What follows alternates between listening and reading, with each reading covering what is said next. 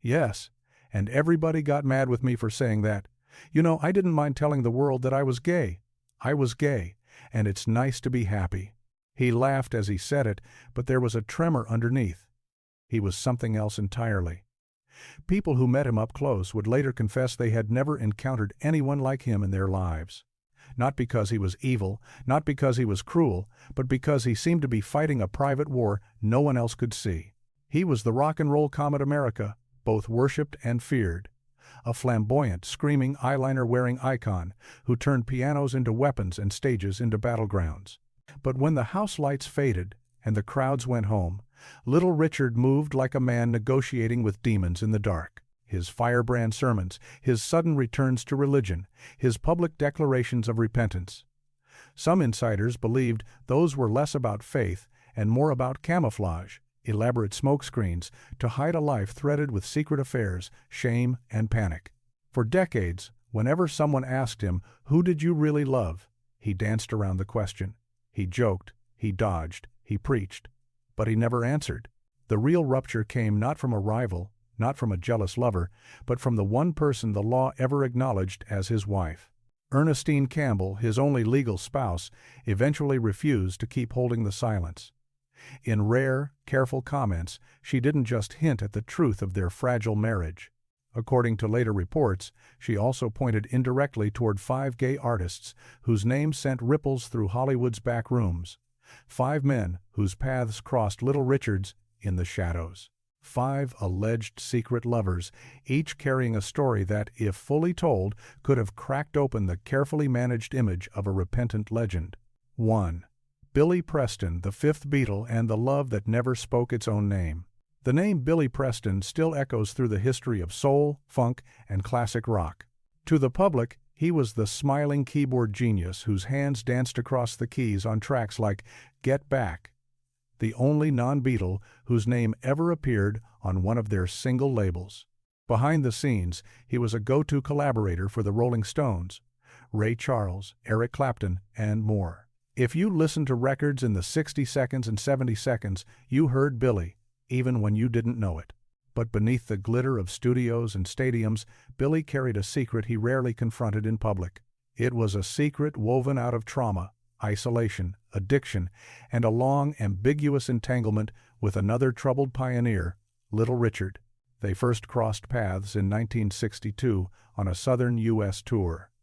Billy was just 16, a soft-spoken, church-trained organ prodigy discovered and mentored by Ray Charles. Richard, by contrast, was already a star, the living embodiment of rock and roll excess, trying to squeeze himself back into a religious suit that never quite fit.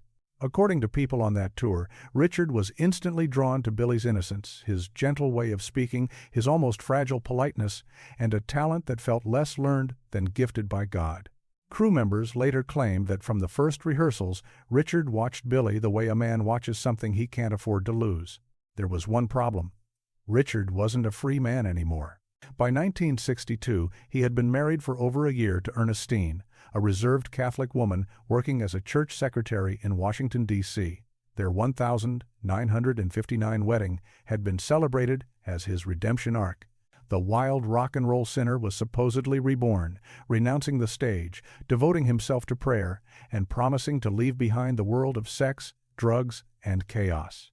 But once he returned to performing in the early 60 seconds, the old patterns didn't just creep back, they kicked the door in.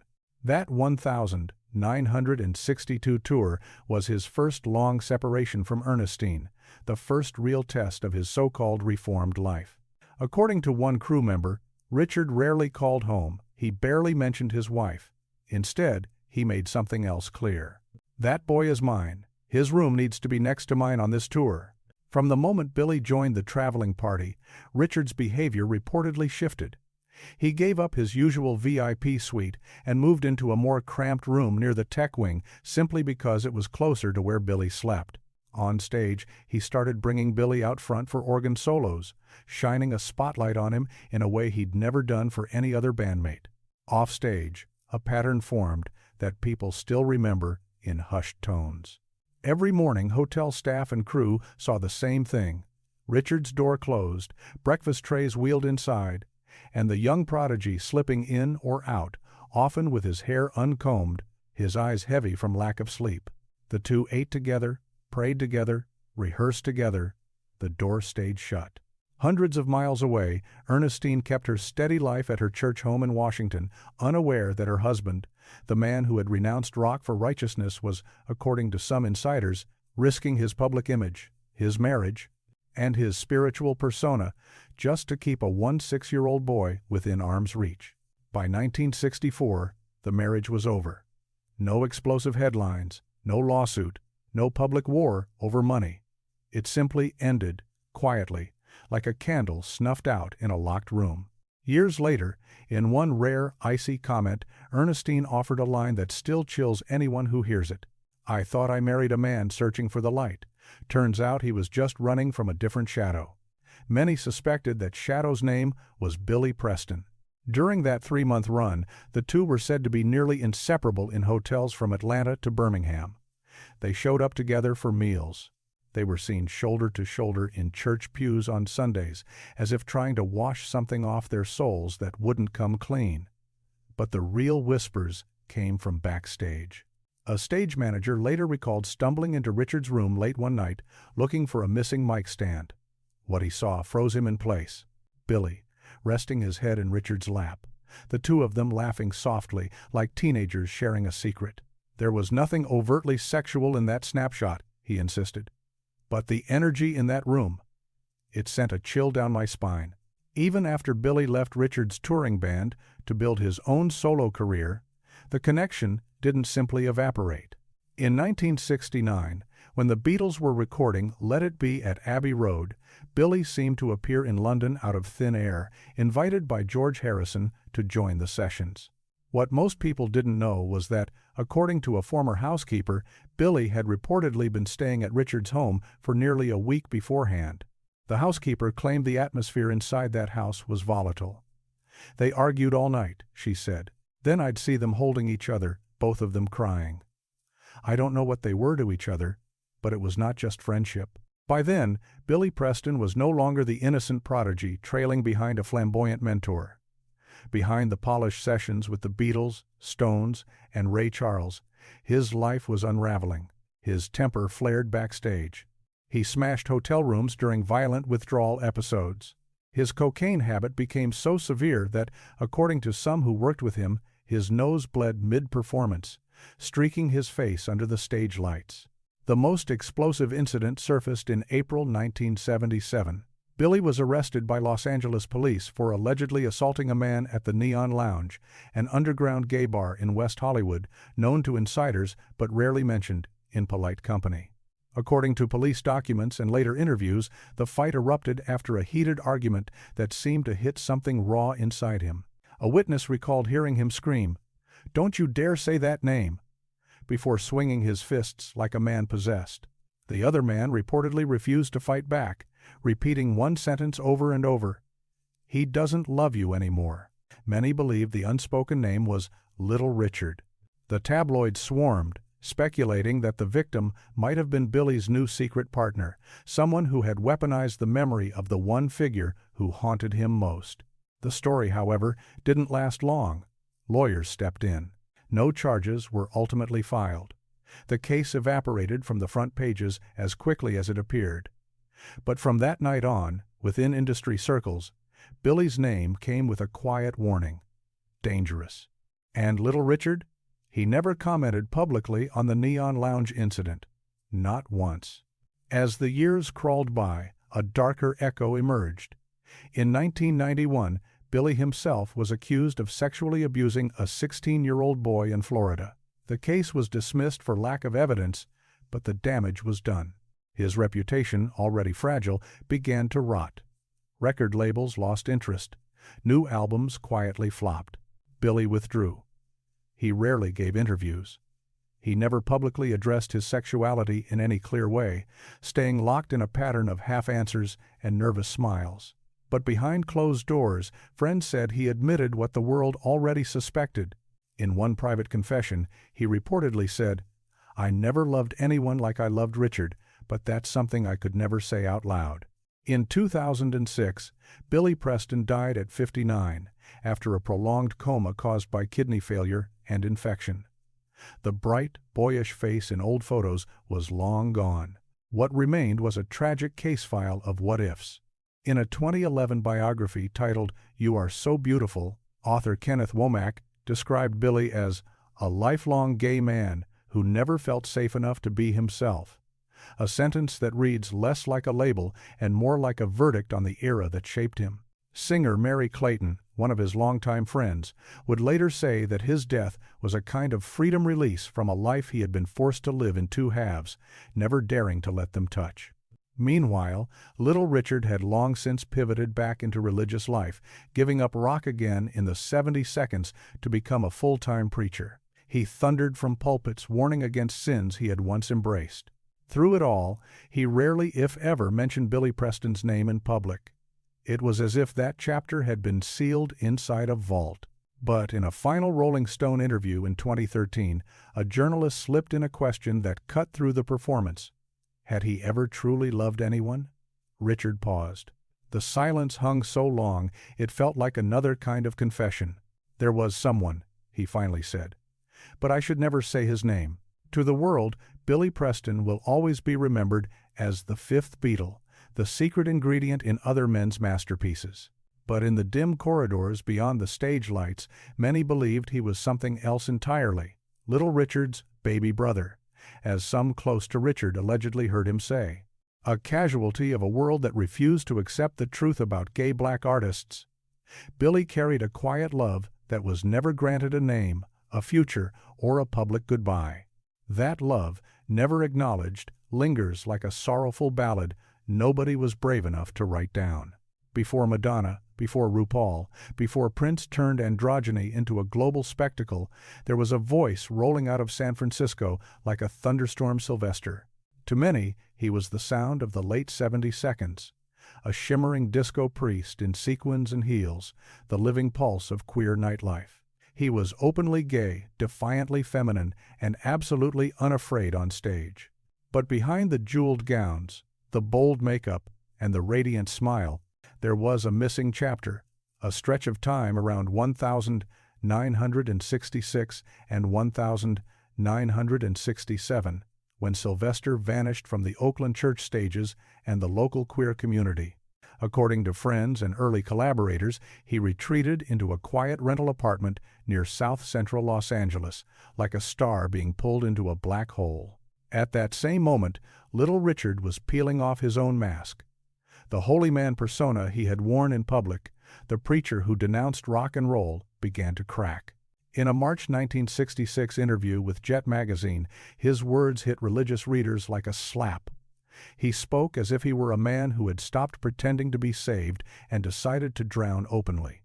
People later said he was living like a demon who could play piano, no sermons, no soft gospel choruses, just liquor, late nights, and a hunger that burned until sunrise. Around this time, a tiny, notorious underground gay club known as the Purple Door flickered to life beneath the neon haze of Sunset Boulevard in Los Angeles. Its reputation was whispered, not advertised, a sanctuary for the lost, the reckless, and the people who didn't fit any box the law recognized. A waiter named Manuel Gonzalez would later recall a pattern. Every Friday, as the purple lights pulsed in the smoke-heavy air, little Richard would arrive, sometimes alone, sometimes already buzzing with energy. And then, one night, he was not alone. Beside him glided a thin black boy in a deep red sequin dress, heavy eyeliner darkening his eyes, moving across the dance floor like cigarette smoke. The boy sang like a fallen angel whose wings had been ripped off. When he danced, it looked less like a performance and more like a possession. Every hip roll, every turn, carried the weight of defiance and the dare of raw sex. No one walked up to ask his name. They didn't have to. In the corners and bathrooms, away from the music, people whispered it like a secret password. Sylvester. From the moment their names started to be linked, the Purple Doors shows stopped feeling like normal club nights. According to people who claimed they were there, the performances took on a ritualistic tone, long, feverish, and almost religious in their blasphemy. These were ceremonies, they said, that God would never have been invited to. In June 1966, an incident at the El Cortez Hotel in downtown Los Angeles left a lasting mark on the staff who saw it. Housekeeping was instructed not to enter room 409 for 3 days because a valued VIP was staying there. One disobedient staff member later admitted that curiosity won. He cracked open the door and froze. Little Richard lounged in a fur coat, laughing loudly. On the liquor-soaked table, a young black man in a shiny leather bodysuit and a silver wig was singing and dancing as if the room were a private stage. Cash was scattered across the floor like confetti. The tension, the intimacy, the way Richard watched the boy, it was unmistakable. The staffer later insisted that the young man was Sylvester. According to those hotel records, management issued a warning. By the 14th of June, 1966, both men were asked to leave. After that, something eerie happened. Sylvester seemed to disappear. He stopped performing with the Disquotes in San Francisco. He stopped showing up in church choirs. The boy who had once been everywhere in the local scene simply went off the grid for nearly 2 years. Then, in 1969, he reappeared like a ghost reborn. At the Castro Street Gay Fair, he stepped onto the stage in full drag, a slashed silver gown and shoulder-length curled wig, claiming the crowd with the confidence of someone who had chosen a side and was never going back. When asked why he had moved fully into feminine performance, he smiled and said, "Someone very famous once told me, either burn bright or disappear." Many later believed that someone was Little Richard. There were nights backstage at the End Up nightclub in San Francisco when Sylvester, tipsy and open, would joke that Richard had opened my eyes to indulgence to what men can do together without shame. A former backup dancer claimed that Sylvester, drunk and unguarded, once blurted, "If it weren't for Richard, I'd still be singing gospel with moaning old ladies in church." That awakening, some said, came with a steep cost. In 1973, Sylvester was banned from performing at the New Orleans Jazz Festival after organizers realized the star they had booked was a male-born performer in revealing women's clothing. 2 years later, in 1975, he was arrested in Atlanta for public indecency after walking the street in a sheer fishnet dress that left little to the imagination. The backlash didn't end with the police. Sylvester became entangled in multiple sexual misconduct accusations.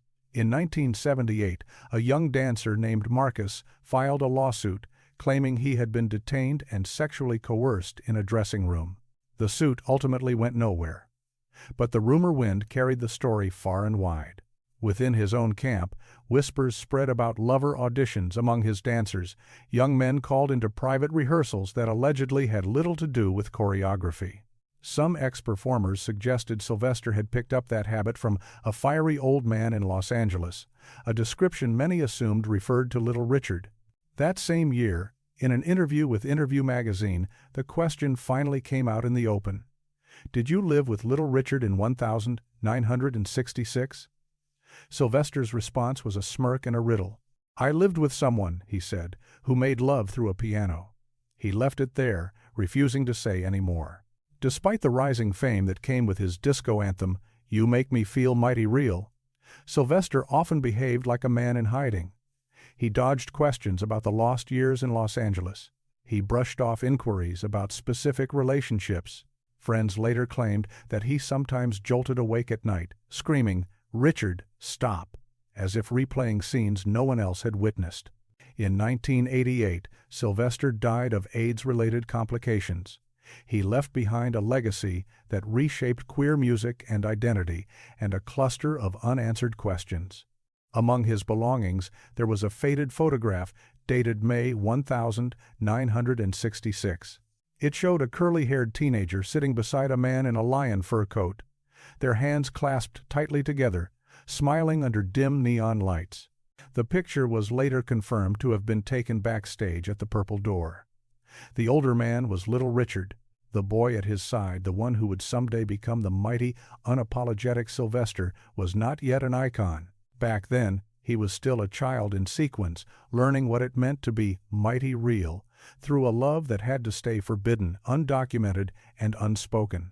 In the shimmering, electric world orbiting around Prince, there was always another figure moving just behind the purple glow, Simone. He was Prince's childhood companion, his early creative partner, the quiet bassist who helped carve out the sound that would become Minneapolis funk. But Andre was more than a sideman. In underground circles, he was notorious for pushing gender to the edge, midriff-bearing crop tops, tight leather pants, shimmering lip gloss, and a gaze that refused to answer to male or female. And then, just as Prince's star exploded into the mainstream, Andre slipped away from the spotlight. He didn't vanish completely, but he moved in a way that left behind a trail of rumors. According to industry whispers, he had stepped into a new, secret collaboration with someone almost no one expected: Little Richard. In late 1979, Little Richard launched a tour called Back to Rock and Roll Roots, winding through cities across the northern United States. When the tour hit Minneapolis, it was said that several crew members and musicians were suddenly replaced after contract disputes. On that replacement list, according to an internal memo later cited from the Midnight Chariot Agency, was the name Andre Simone, freshly departed from Prince's band, reportedly frustrated with living in his friend's shadow. He was hired, the memo claimed, to play bass for 3 shows: December 12th through 14th, 1979, at the State Theater in Minneapolis, followed by dates in Milwaukee and Detroit. Then came the night of December 15th. According to a stage technician who worked the tour, something unusual happened at the Plaza Hotel in Milwaukee. Both Richard and Andre were said to have effectively disappeared inside room 9006 for nearly 48 hours. The tech recalled that Richard personally spoke to hotel management, instructing staff not to disturb them and implying that the entire floor was theirs. Food carts were left at the door. Funk music reportedly poured down the hallway for hours, but no one saw either man step out. One hotel staff member, who chose to remain anonymous, later claimed that he had to enter the room after hearing loud banging, as if furniture were being knocked over. When he opened the door, what he saw stuck with him for years. According to his account, Richard sat at an organ wearing nothing but a towel, fingers resting on the keys. Andre lay across the sofa, midriff exposed, eyes red and glassy as though he had been crying or was high on something. The room, the staffer insisted, was thick with smoke and carried a smell he couldn't even name. Shortly after that incident, the Detroit date on the tour was abruptly canceled. Richard reportedly vanished from the schedule for a full week. Andre, on the other hand, flew straight back to Minneapolis without explanation. No official statement was ever given. On paper, it was just a canceled show. Off the record, people began to talk. From that point forward, Andre's public image and music began to shift. His debut solo album, Living in the New Wave, 1982, carried a sound that many listeners said felt haunted by Little Richard's early gospel-fused rock and roll soaring vocals, cryptic lyrics, and emotionally charged keyboard passages that seemed to teeter between church and nightclub. On the album cover, Andre stared into the camera in a mesh shirt and heavy eye makeup, looking both beautiful and disturbed, like someone caught between revelation and breakdown. In a 1983 interview with Smash Hits magazine, a reporter pressed him about his new persona, this mix of sacred, erotic, and unstable. Andre simply smiled and offered one line. "Someone once told me, God has no gender. I'm just trying to find a higher self." Many people who knew the timeline believed this was a distorted echo or even a parody of the wild, contradictory sermons Little Richard delivered during his late 70-seconds descent into excess. The industry did not handle Andre's transformation well. He refused to clean up his act, refused to tone down his too weird, too unmarketable style. Eventually, he was dropped by Columbia Records. Soon after, rumors began circulating about a private video allegedly showing Andre in intimate contact with a male dancer, circulating among New York music insiders. The tape was never publicly confirmed, but just the whispers were enough to stain his reputation in an era that labeled such images career suicide. Though Andre never directly addressed his sexuality in interviews, he was widely believed, within Minneapolis circles, to be at least bisexual. Stories spread of love triangles and secret all-male parties within Prince's inner circle, gatherings that blurred lines between friendship, worship, and desire. In an unpublished memoir titled Jungle Love and Basslines, a former assistant in Prince's camp reportedly wrote, "Andre was obsessed with Richard. He called him the prophet of rebellion and said he didn't feel fully alive until he was locked in that Milwaukee hotel room for 3 days." It was a claim that painted their time together as something like a twisted spiritual, awakening part mentor, part lover, part mirror. As the years wore on, Andre receded from the front of the stage. He focused instead on production and songwriting, working behind the scenes, while his own name slowly faded from mainstream memory. He married 3 times, each union ending quickly in divorce. Those still in his orbit said he became a ghost in his own life, reclusive, hard to reach, almost never seen in public unless absolutely necessary. In a 1997 letter to an old friend, later quoted in fragments by people close to him, Andre allegedly wrote, "I don't know who was right or wrong, but I do know I lost my soul somewhere inside the sound of an organ played by someone I should never have touched." Maybe that is what Little Richard really left behind in people like Andre. Not just hits, not just shock value, but a slow-burning fire buried deep in the chests of sensitive men. A flame that made them feel larger than life for a moment and then left them scorched, exiled, and unsure of who they were without him. There is something unnerving about Frankie Lymon's voice on "Why Do Fools Fall in Love?" It sounds impossibly pure, almost angelic, but underneath that crystal tone, listeners have long felt something else. A thin, aching cry from a child who never really got to be a child at all. In less than 3 years, Frankie went from national sensation to a drifting shadow, swallowed by addiction, scandals, and a death so lonely it feels like a bad joke. 25 years old, slumped on the bathroom floor of his grandmother's home in Harlem, a needle and a habit, finally finishing what the industry had started. But long before the public watched him collapse, some people believed another man had already noticed his fragility and possibly taken advantage of it. That man was Little Richard. In September 1956, when Frankie was just 13, he and his group, the Teenagers, shared a bill with Little Richard at a major showcase at the Paramount Theater in New York. Many music historians consider that night the turning point, the first documented moment when Richard's attention locked onto the boy with the baby face and the trembling eyes. A backstage photograph captured by freelance photographer Marvin Haskins shows Richard standing behind Frankie, arms draped over the teenager's shoulders. On the surface, it looks like a playful embrace between a veteran and a young fan. But those who have studied the image note a disturbing detail, the look in Frankie's eyes. It doesn't radiate the wild joy of a kid meeting his idol. Instead, he looks like someone forcing a smile, jaw tight, eyes not quite matching his mouth. Within weeks, crew members on the circuit began whispering that Frankie was spending a lot of time in Richard's hotel room after shows. A lighting technician named Clyde Wilkins later recalled a pattern that became impossible to ignore. "Many nights," he said, "I'd see Richard have chocolate milk, marshmallows, and records sent up to his room. Little Frankie would sit in there all night. By the time we were clearing the stage around dawn, that boy would finally walk out eyes red, shirt wrinkled, looking like he'd been somewhere he couldn't explain." In January 1957, the 2 acts were booked on the Package Show of Stars tour across the American South, hitting stops from Alabama to Tennessee. The tour was notorious for its lack of real supervision, especially when it came to underage performers. Chaperones were scarce. Hotel rules were flexible. The stage might have belonged to the kids, but the nights belonged to the adults.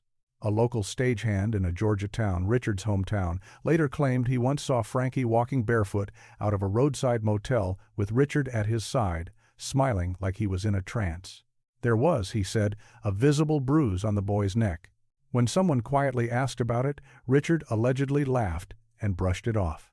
"That kid needs love," he was remembered as saying, "and I'm the only one who knows how to give it to him." It was not the first time Richard had been accused, even in whispers, of gravitating toward vulnerable young male singers. But with Frankie, the attachment seemed different, more intense, more possessive. In a 1962 interview with Ebony magazine, Richard himself admitted, "Frankie Lymon was the kid I loved most in showbiz. I once thought of adopting him, but life didn't give me that chance. For some readers, it sounded like the tender regret of a mentor. For others, it raised questions no one wanted to say out loud. Frankie's professional life began to crumble in 1958. Once separated from the teenagers, his solo career stalled. Record sales dropped. The machine that had pushed his angelic image to the front of America's living rooms simply moved on.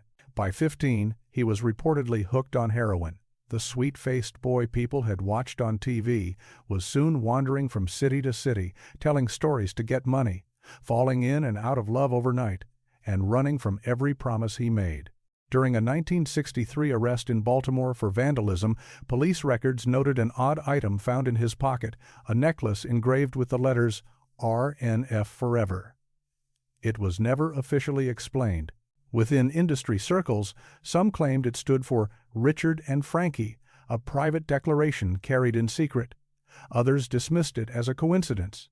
The truth never surfaced. Rumor has it that around 1964, while Richard was working at a studio in New Orleans, Frankie showed up at the door desperate, asking for a chance to record. A studio employee later claimed that Richard initially refused, insisting he no longer wanted anything to do with the boys' chaos. But when Frankie broke down crying, saying, "I've got no one left," Richard allegedly softened, held him, and brought him into the studio for a session. According to that same story, the songs they recorded that night were never released. Some people claim the tapes were destroyed almost immediately, too risky, too revealing, too loaded with memories neither man wanted preserved. None of this was ever confirmed on paper, but the rumor lingered like cigarette smoke in a closed room. As the years went by, Frankie's life only grew more tangled. 3 murky marriages of dubious legality, a criminal charge involving financial fraud, reports of a girlfriend pressured into an abortion that sparked public outrage. He seemed to be running on the same pattern, chasing love, destroying it, then disappearing. The most chilling account of his inner torment came from his ex-wife Zola Taylor, a member of the Platters. She later claimed that during one drunken breakdown, Frankie screamed, "I haven't been myself since I was 13. He took my soul." She never explicitly named who he was. Those who knew the history filled in their own blanks. On the 27th of February 1968, the story finally ended. Frankie Lymon was found dead from a heroin overdose on the bathroom floor of his grandmother's house in Harlem. One of the brightest teenage voices in American music had died alone in a room that smelled of chemicals and regret. No cameras, no managers, no screaming fans, just a family member discovering a body. When Little Richard was asked about Frankie's death in a 1969 television interview, he bowed his head and stayed silent for a long time. The studio air thickened.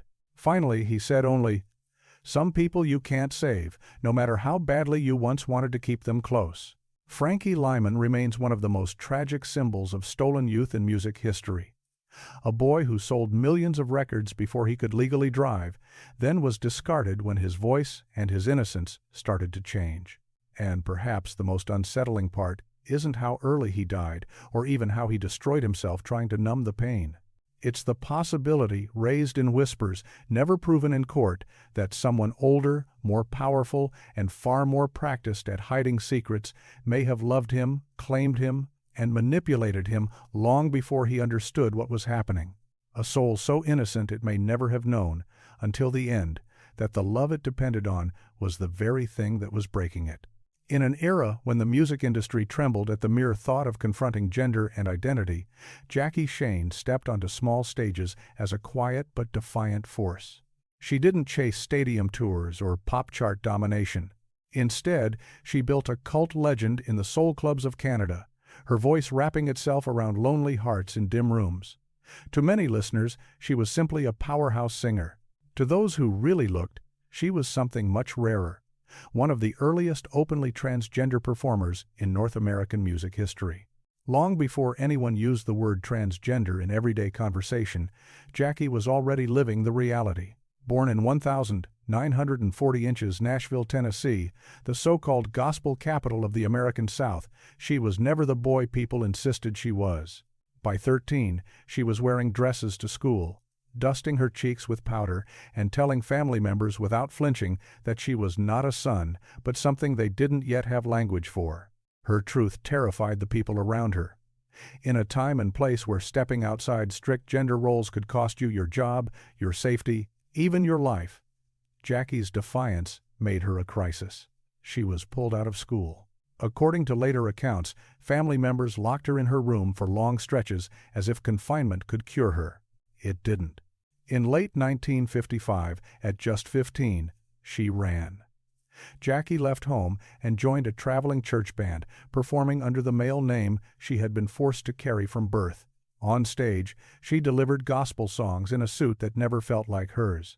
But night after night, after the crowds drifted away, she would slip backstage, change into a dress, put on makeup, and walk the streets alone, whispering to herself, "This is who I really am." By 17, Jackie had cut ties with her family permanently and stepped into the dangerous twilight world of nighttime performance in southern cities, Jackson, Memphis, Birmingham. These were places where the police could arrest someone simply for wearing clothes that didn't match the right gender. Under low lights and cheap PA systems, Jackie sang like the lead voice in a desperate church choir. Off-stage, she lived in constant alertness. She always carried a men's shirt or jacket folded in her bag, ready to transform in seconds if police showed up. In Alabama, officers reportedly interrogated her for 12 hours because she could not convincingly prove she was a man. In Georgia, one band dropped her from a tour for being too gender uncertain, claiming she made audiences uncomfortable. She paid for every note she sang. Some nights bottles flew toward the stage, thrown by men who shouted, "What the hell are you?" Security would drag the worst offenders out, but the words lingered. Jackie didn't flinch. She stood under the lights, spine straight, and sang louder, her voice slicing through the hatred like a church bell cutting through fog. What unnerved people most was not just her talent, but her refusal to play a role. Jackie wasn't a drag performer putting on a costume for applause. She wasn't a comedian in a wig. She lived, spoke, loved, and suffered as a woman, in a world that insisted on reading her body as male. In backstage areas, other musicians sometimes shoved past her, offended that she dared to sit at their table. In women's restrooms, she was thrown out and accused of being a man in disguise. Still, Jackie refused to go back. She once told a fellow performer, "I'd rather die in a dress than live one more day in the suit they forced on me." She wasn't just a pioneer. She was a walking indictment, a living reminder that the industry liked to pretend it was liberal and free while quietly discarding anyone whose existence exposed the lie. Because she refused to hide, the summer of 1962 brought a turning point. Jackie was invited to open for Little Richard during a 3-night run at the Liberty Theater in a small Georgia town with a name that later reports recorded as Monday. At the time, she was still relatively unknown outside regional circles, a dazzling curiosity, a voice people couldn't forget. When she walked on stage in glittering clothes, hair straightened and eyes intense, the crowd didn't know what to make of her. But they listened. By the end of her set, they were on their feet. Among the faces watching from the wings was Little Richard, a man who knew something about playing with gender on stage while wrestling with terror off stage. After that first night, something shifted. Jackie did not ride back to the hotel with the rest of the band in the usual van. Instead, she stayed close to Richard. A member of the production later said the two were practically joined at the hip for the remainder of the short run. They ate together. They rehearsed together. They disappeared together. Hotel staff said that, more often than not, their shared room had its door closed, the hallway carrying muffled laughter, bits of piano, and long stretches of silence. No official statement was ever given. Some who saw them together believed it was romantic. Others thought it was something more complicated, a connection born of shared isolation, two people who knew what it felt like to be too much for the times they lived in. Perhaps it was empathy. Perhaps it was desire. Perhaps it was both. What is clear is that after this brief crossing of paths, Jackie's life took a drastic turn. Within weeks, she left Georgia behind and moved to Toronto, Canada. There, in smoke-filled soul clubs far from Southern churches and American police, she began to build a new life. In Toronto, Jackie quickly became an underground icon, especially within the local LGBTQ+ community. Her performances were electric, intimate, and unapologetic. Her recording of Any Other Way didn't just become a hit, it became a statement. The lyrics, already loaded with double meaning, took on an even sharper edge when sung by a trans woman refusing to apologize for who she was. Still, the stage was where her honesty lived. With the press, she was careful, guarded. She rarely accepted interview requests. When reporters tried to dig into her Southern past, she shut the door. Questions about Little Richard, Nashville, or the early days in the church circuits were met with evasive answers or complete silence. People close to her said that when his name came up in private, she spoke about him with a strange mixture of warmth, grief, and a kind of unnamed heaviness, as if what lay between them didn't belong in anyone else's mouth. Through the late 60 seconds and into the early 70 seconds, Jackie kept performing in Canada, but refused to step into the mainstream machine. She stayed away from major labels. There were no big tours, no carefully orchestrated publicity campaigns. She seemed to choose smaller stages on purpose, rooms where the audience saw her clearly, not as a scandal, but as a person. By 1971, Jackie disappeared from the public eye. Shows stopped. New recordings never came. For decades, no one knew where she was, what she was doing, or even if she was still alive. Stories circulated that she had died tragically, that she had gone stealth and lived as an unknown woman somewhere far away, that she had simply grown tired of fighting and walked off stage for good. It wasn't until 2016, over 40 years after she vanished, that reporters finally confirmed she was alive, living quietly in Toronto. When she agreed to appear on CBC Radio, it was like hearing the voice of a ghost who had chosen to come back for one last testimony. In that final appearance, Jackie did not spill every secret. She didn't turn her life into a tell-all, but she spoke calmly about her choices, about what it meant to live authentically even when authenticity demanded isolation, loss, and nights so dark few people could imagine them. She made it clear that she did not regret refusing to lie about who she was. The cost had been brutal. The reward was that she never had to look in the mirror and see a stranger.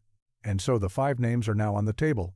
5 artists: Billy Preston, Sylvester, Simone, Frankie Lymon, and Jackie Shane, who, according to reports and recollections, once crossed paths with Little Richard, not just in the spotlight, but in the shadows. One was a church-trained prodigy who played with the Beatles. One became a disco queen draped in sequins. One was a funk architect who slipped into obscurity. One was a teenage idol who died before reaching 30. One was a trans soul singer who chose exile over compromise. Some died young, swallowed by addiction and despair. Others chose hiding over exposure, trading career for safety. All of them, in different ways, seemed to carry a memory that couldn't be spoken aloud, a memory of a man who preached about sin while allegedly living a private life full of forbidden touch, possessive love, and unhealed trauma. Now that these stories have surfaced, a more disturbing question remains, hanging over the narrative like a storm cloud. If even his wife didn't know everything,